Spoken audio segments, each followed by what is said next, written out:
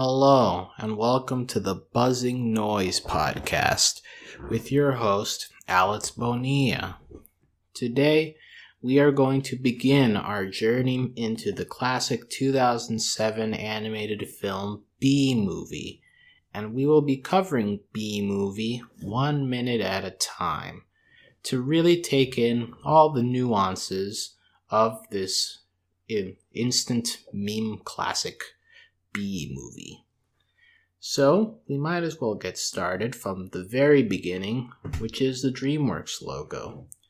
If you notice, we begin with our classic introduction of the floating boy with his balloons rising to the crescent moon.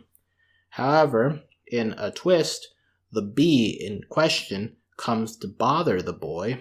The boy tries to brush him off, and he falls on the tip of the crescent moon, where his sensitive parts are harmed by the tip of the moon.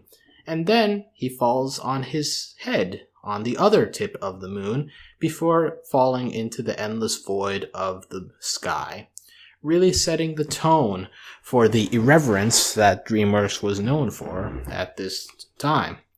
Now, the logo variation of DreamWorks was not exactly new.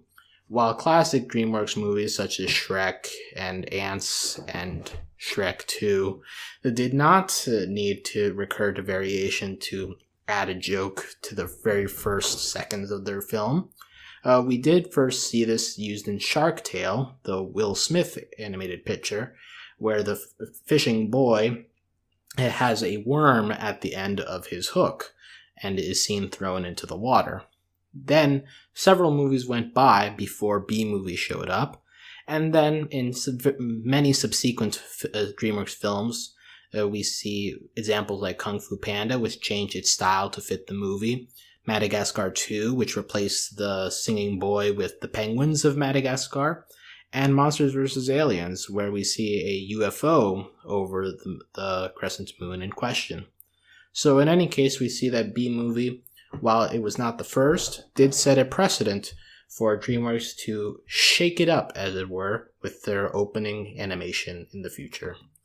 So we see the boy fall into the void, the bee comes, slides in, takes his spot, and lets out a classic Jerry Seinfeld, "Ha-ha!"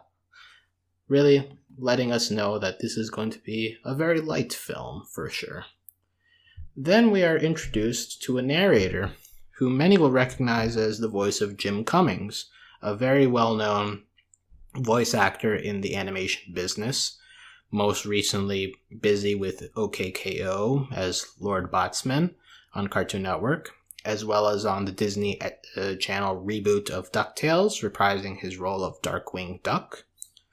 But he is tasked with reading, to say, an inaccurate representation of the bee. Reading directly from the text on the screen, we have, "According to all known laws of aviation, there is no way that a bee should be able to fly. Its wings are too small to get its fat little body off the ground. The bee, of course, flies anyway, because bees don't care what humans think is impossible."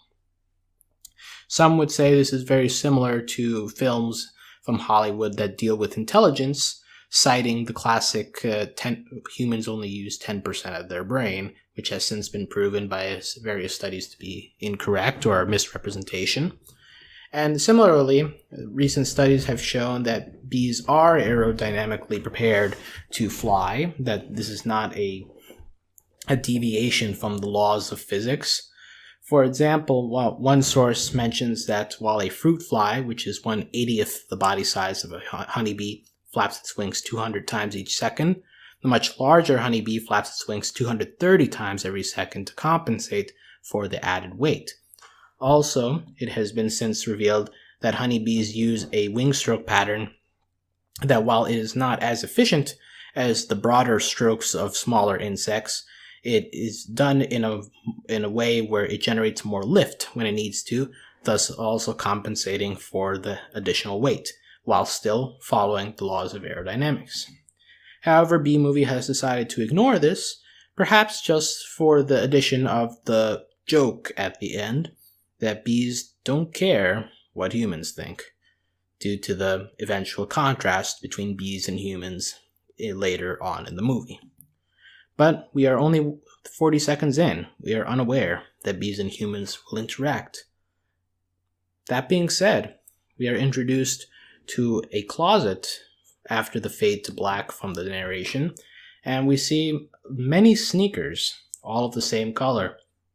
Some believe that this is an allusion to the known predilection for star Jerry Seinfeld and his sneakers, to the point that some articles exist of the top 50 sneakers that he used in his 90s sitcom, as well as him admitting in several biographies that he has owned dozens of sneakers at any one time in his life, and is often pictured with Nikes, New Balances, and the like. However, here we see that they are all of the same color, of the same brand. And as we pan away from his sneakers, we see that his sweaters follow a similar pattern. So when this bee comes and scrolls through his closet, he uses the phrase black and yellow, ooh, yellow and black, and decides that this is a decent enough variation for the special occasion that he is bound to enjoy. Now, when some people hear the phrase black and yellow uttered many times, today many may associate that with the rap song by Wiz Khalifa. However, that was released in 2010, several years after B-Movie. That being said, black and yellow, which Khalifa credits to his yellow Dodge Challenger with black stripes, others associated with the Pittsburgh Steelers, who have since used black and yellow many times in their in-game music selection.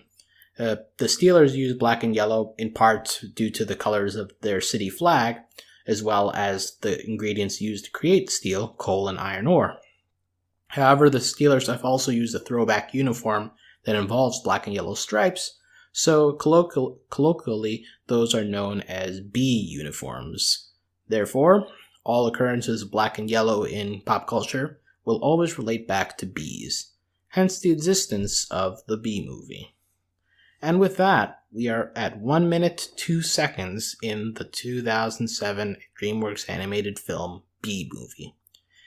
Come back next time as we cover minute 1 to minute 2 of the film B-Movie. Now buzz off.